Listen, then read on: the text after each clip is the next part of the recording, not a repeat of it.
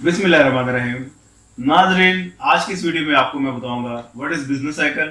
Business cycle होती क्या है, इसके डिफरेंट फेजेस कौन कौन से होते हैं।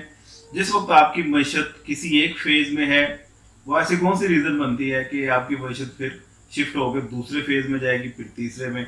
ये इसमें फ्लक्चुएशंस क्यों आती हैं, तो ये तमाम वजूहत अगर आप जानना चाहते हैं तो इस वीडियो को एंड तक लाजमी देखिएगा। वीडियो स्टार्ट करते हैं फिर आज की। What is business cycle. आपकी कारोबारी एक्टिविटीज जितनी भी हैं, बिजनेस एक्टिविटीज, उनमें किसी वक्त स्लम होंगे, किसी वक्त ये प्रोस्पेरिटी होगी, बहुत अच्छी एक्टिविटीज चल रही होंगी। तो उतार चढ़ाव आते रहते हैं, उतार चढ़ाव आते हैं। अब इसकी नेचर आलमी नेचर के होते हैं। मिसाल के तौर पे दुनिया के किसी एक सेशन में डिप्रेशन आया, क्योंकि एक मुल्क को दूसरे मुल्क की जरूरत होती है, एक्सचेंज कर रहे होते हैं, इम्पोर्ट एक्सपोर्ट कर रहे होते हैं, तो उसका इम्पैक्ट फिर अल्टीमेटली दूसरी मीशतों पे लाजमी आता है। तो अगर किसी एक मीशत में प्रोस्पेरिटी आई तो आस्ता आस्ता दूसरे भी ममालिक में प्रोस्पेरिटी आना शुरू होगी।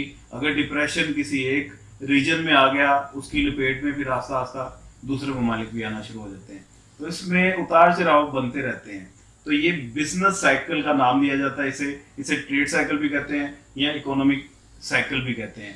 अब इसके टोटल कितने फेजेस होते हैं जी? इसके 4 फेजेस होते हैं। कौन कौन से? प्रोस्पेरिटी है, उसके बाद कंट्रैक्शन है, फिर जिस वक्त आपकी इकोनॉमी अपने बॉटम पे होगी बिल्कुल, उसे डिप्रेशन कहते हैं। फिर जब बेहतर की तरफ हालात जाना शुरू होंगे, उसे एक्सपेंशन कहते हैं। ये इसके 4 फेजेस हैं। सबसे पहले प्रोस्पेरिटी। प्रोस्पेरिटी जिस वक्त आपकी बिजनेस एक्टिविटीज अपने पीक पे होती हैं, तमाम हालात बेहतरी की तरफ हैं, इसे बूम का भी नाम दिया जाता है। इस फेज में आपकी मीशत कुछ अरसा स्टे करेगी। इसके बाद आपकी चीजें, मीशत, इकोनॉमी कॉन्ट्रैक्ट होना शुरू होगी, रिसेस होना शुरू होगी।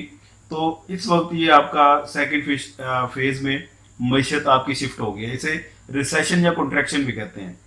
इसके बाद जो अगला फेज आएगा, जो बिल्कुल आपका बॉटम है, उसे डिप्रेशन या ट्रफ भी कहते हैं। यहाँ पे आपकी मीशत कुछ अर्सा स्टे करेगी और डिप्रेशन के बाद आपकी मीशत फिर बेहतरी की तरफ जाना शुरू होगी, जिसे फिर एक्सपेंशन या रिवाइवल का नाम दिया जाता है।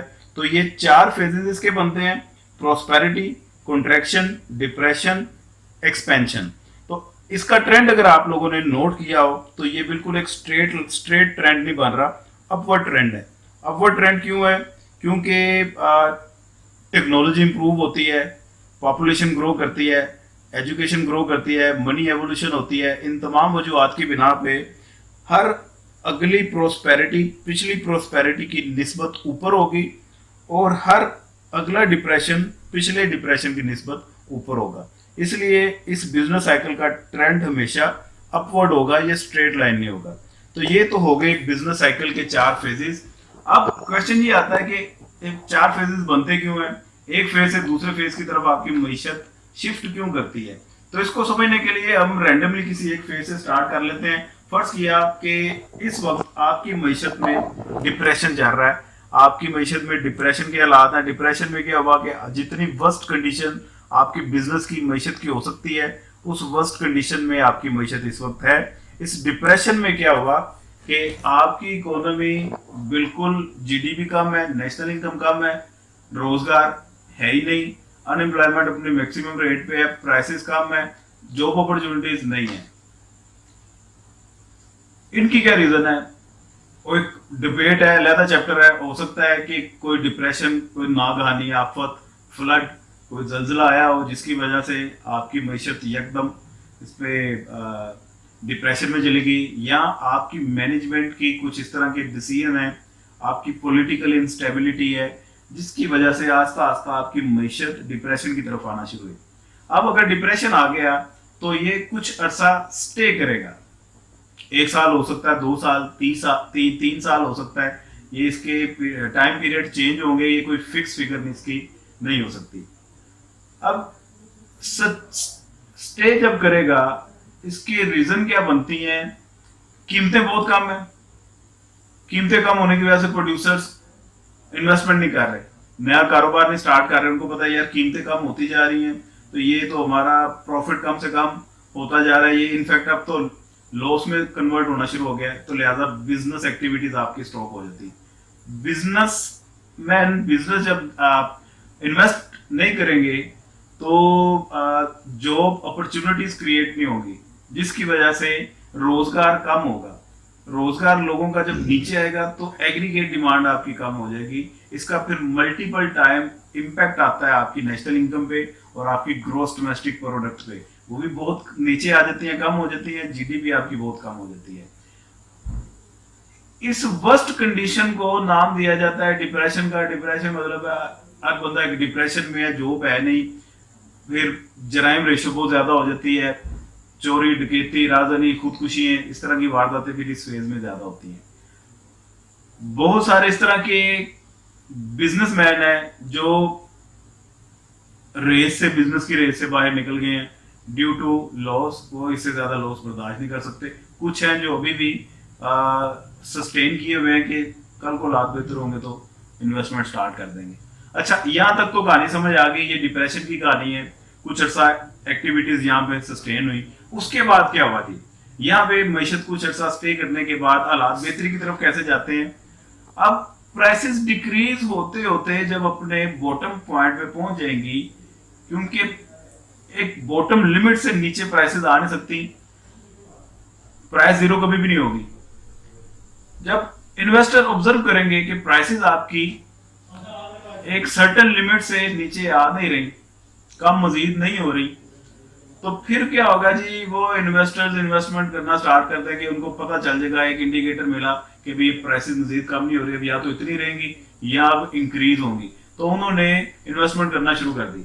जब इन्वेस्टमेंट करना उन्होंने शुरू की तो कारोबार, लोगों को जॉब के मौके मिलना शुरू हुए, इन्वेस्टमेंट होना शुरू होने का फिर फायदा ये हुआ कि अनएम्प्लॉयमेंट आपकी नीचे आना शुरू हुई, जीडीपी आपकी ग्रो होना शुरू हुई, एग्रीगेट डिमांड बनना शुरू हुई, कंज्यूमर्स ने डिमांड करना शुरू कर दी, चीजें खरीदना शुरू कर दी हैं। तो यहाँ से फिर आपके नए फेज का आगाज होता है, जिसे एक्सपेंशन का नाम दिया जाता है। अब आपकी चीजें एक्सपेंड होना शुरू हो गई हैं, रिवाइव होना शुरू हो गई हैं।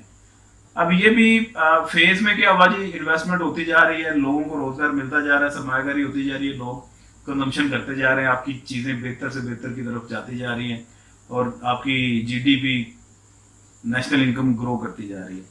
करते करते जब अपने ये मैक्सिमम स्टेज पे पहुंच जाएंगी तो यहां से फिर तीसरे फेज का आगाज हो जाता है, जिसे नाम दिया जाता है बूम का या प्रॉस्पेरिटी का।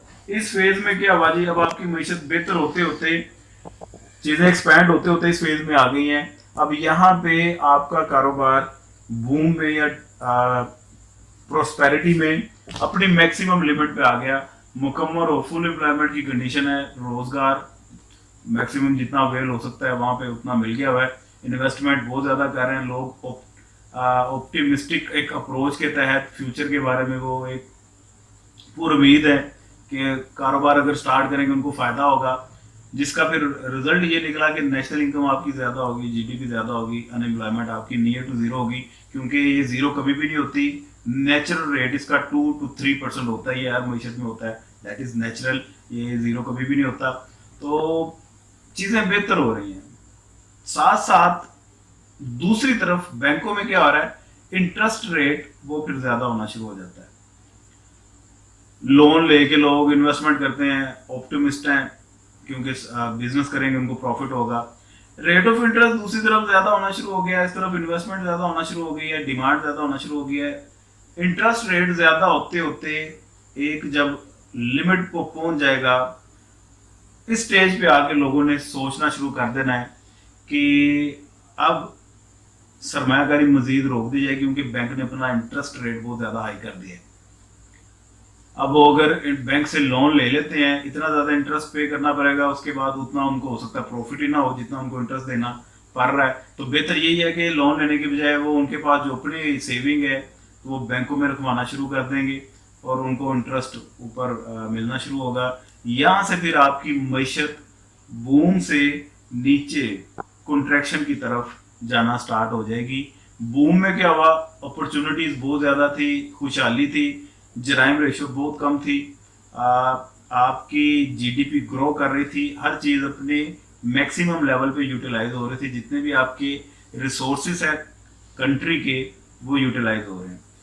उस जब ये थिंकिंग लोगों में आएगी कि मजीद अब हमने इन्वेस्टमेंट नहीं करनी क्योंकि रेट ऑफ इंटरेस्ट बहुत ज्यादा हो गया है, वो इन्वेस्टमेंट कम करके सेविंग को प्रेफर करेंगे। जहां से सेविंग उन्होंने ज्यादा करना शुरू की वहां से स्लम आना शुरू होगा।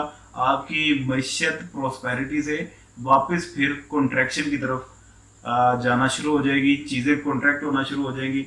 इसको फिर नाम दिया जाता है कॉन्ट्रैक्शन का। इसमें फिर क्या हुआ जी, इन्वेस्टमेंट कम होना शुरू हुई, मल्टीपल टाइम आपकी नेशनल इनकम में इम्पैक्ट आया, एग्रीगेट डिमांड आपकी कम हो गई, जीडीपी कम हो गई। तो इस तरह से डिफरेंट फेजेस बिजनेस साइकिल के बनते रहते हैं। यहाँ पे आपको एक बात बताता चलूं कि अगर बूम पे आपका बिजनेस है तो बूम से नीचे जब आने का दुरानिया होगा, चीजें कॉन्ट्रैक्ट होने का, इकोनॉमी कॉन्ट्रैक्ट होने का पीरियड वो बहुत छोटा होगा क्योंकि चीजें बहुत तेजी से नीचे की तरफ आती हैं।